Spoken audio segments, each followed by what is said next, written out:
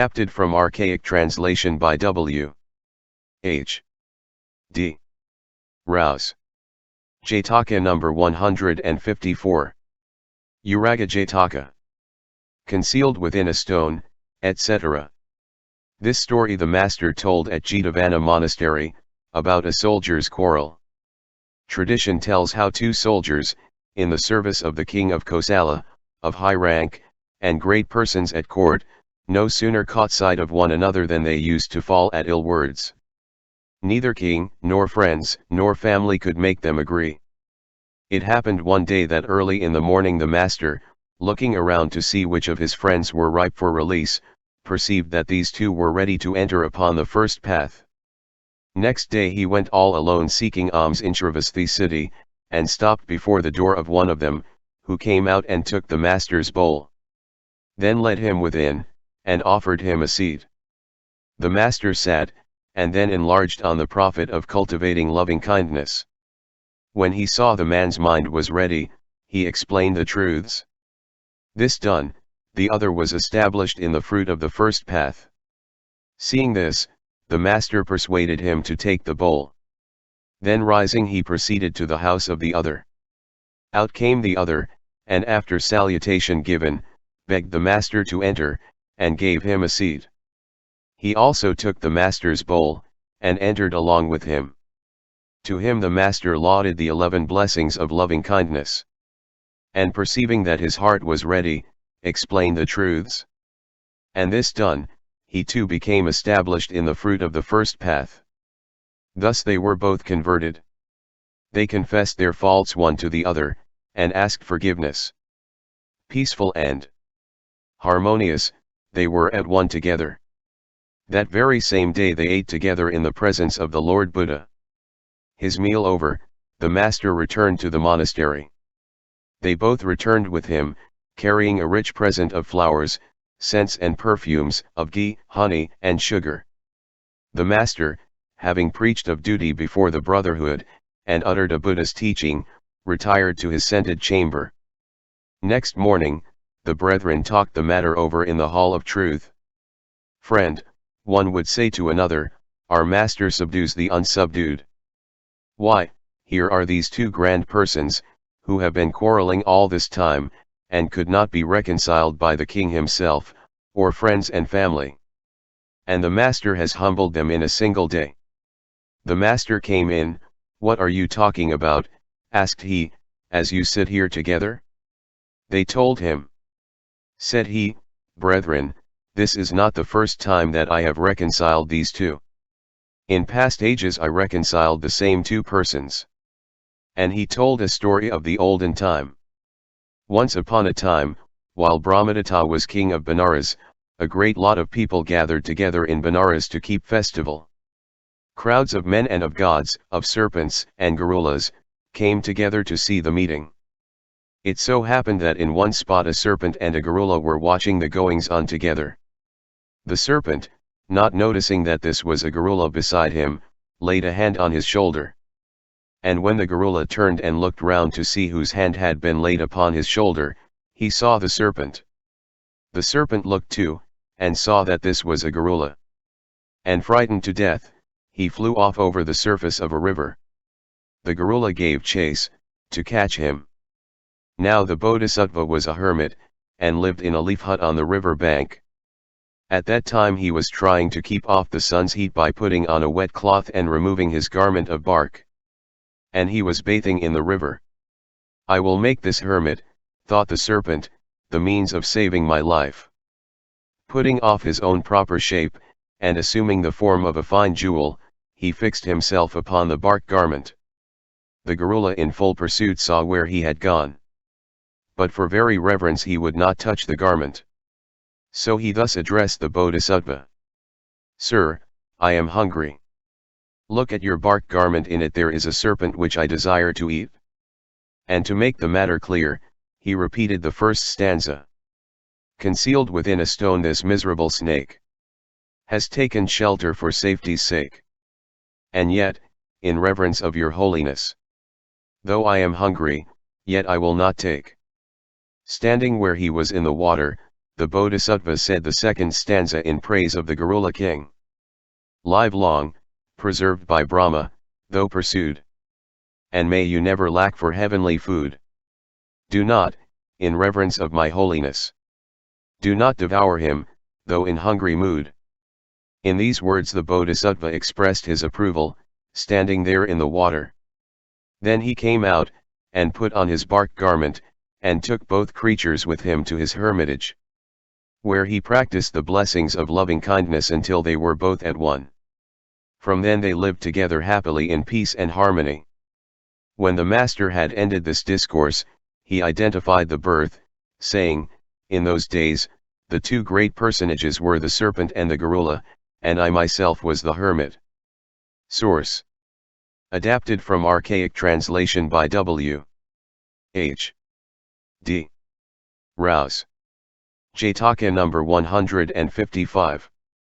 Gaga JATAKA.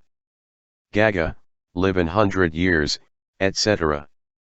This story the master told when he was staying in the monastery made by King Pasenadi in front of Jetavana monastery. It was about a sneeze which he gave. One day, we are told, as the master sat preaching with 4 persons round him, he sneezed. "Long life to the Lord Buddha, long life to the Buddha." The brothers all cried aloud, and made a great noise. The noise interrupted the discourse. Then the master said to the brethren, "Why, brothers, if one cry long life, on hearing a sneeze, does a man live or die any the more for that?" They answered, "No, no, sir." He went on, "You should not say long life for a sneeze, brethren. Whosoever does so is guilty of breaking the rule henceforth." It is said that at that time, when the brethren sneezed, people used to call out, "Long life to you, sir." But the brethren had their hesitations, and made no answer. Everybody was annoyed, and asked, "I ask, why is it that the monks about Buddha the Shakya prince make no answer, when they sneeze, and somebody or other wishes them long life?" All this was told to the Lord Buddha. He said, "Brethren, common folk are superstitious. When you sneeze, and they say, 'Long life to you, sir,' I permit you to answer, 'The same to you.'" Then the brethren asked him, "Sir, when did people begin to answer long life by 'the same to you'?" Said the master, "That was long, long ago." And he told them a tale of the olden time. Once upon a time, when Brahmadatta was king of Benares, the Bodhisattva came into the world as a Brahmin son of the kingdom of Kasi. And his father was a lawyer by calling. When the boy was 16 years old or so, his father gave a fine jewel into his charge, and they both traveled through town after town, village after village, until they came to Benares. There the man had a meal cooked in the gatekeeper's house. And as he could find nowhere to put up, he asked where there was lodging to be had for travelers who came too late. The people told him that there was a building outside the city, but that it was haunted. But however he might lodge there if he liked. Says the boy to his father, "Have no fear of any goblin, father. I will subdue him, and bring him to your feet." So he persuaded his father, and they went to the place together. The father lay down upon a bench, and his son sat beside him, touching his feet. Now the goblin that haunted the place had received it for 12 years' service of Vesavana, on these terms: that if any man who entered it should sneeze, and when long life was wished him, should answer, "Long life to you," or "The same to you." All except these the goblin had a right to eat. The goblin lived upon the central rafter of the hut. He determined to make the father of the Bodhisattva sneeze. Accordingly, by his magic power he raised a cloud of fine dust, which entered the man's nostrils. And as he lay on the bench, he sneezed. The son did not cry long life. And down came the goblin from his perch, ready to devour his victim. But the Bodhisattva saw him descend, and then these thoughts passed through his mind: "Doubtless it is he who made my father sneeze. This must be a goblin that eats all who do not say long life to you." And addressing his father, he repeated the first verse as follows: Gaga, live 100 years, yes, and 20 more, I ask. May no goblin eat you up. Live 100 years, I say. The goblin thought, this one I cannot eat, because he said long life to you. But I shall eat his father. And he came close to the father. But the man foresaw the truth of the matter. This must be a goblin, thought he, who eats all who do not reply, long life to you, too. And so addressing his son, he repeated the second verse. You too live 100 years, yes, and 20 more, I ask. Poison be the goblin's food. Live 100 years, I say. The goblin, hearing these words, turned away, thinking neither of these is for me to eat. But the Bodhisattva put a question to him. Come, goblin, how is it you eat the people who enter this building? I earned the right for 12 years' service of Vesavana. What, are you allowed to eat everybody? All except those who say the same to you when another wishes them long life. Goblin, said the boy, you have done some wickedness in former lives, which has caused you to be born now fierce and cruel and a weakness to others. If you do the same kind of thing now, you will pass from darkness to darkness. Therefore from this time on abstain from such things as taking life. With these words he humbled the goblin, scared him with fear of hell, established him in the 5 rules, and made him as obedient as an errant boy.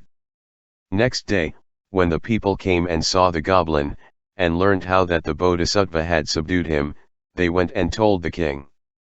My lord, some man has subdued the goblin, and made him as obedient as an errant boy. So the king sent for him, and raised him to be commander-in-chief. While he heaped honors upon the father. Having made the goblin a tax-gatherer, and established him in the Bodhisattva's rules, after giving alms and doing good he departed to the heaven. When the master had ended this story, which he told to explain when the custom first arose of answering long life by the same to you, he identified the birth. In those days, Ananda was the king, Kashyapa the father, and I myself was the boy his son.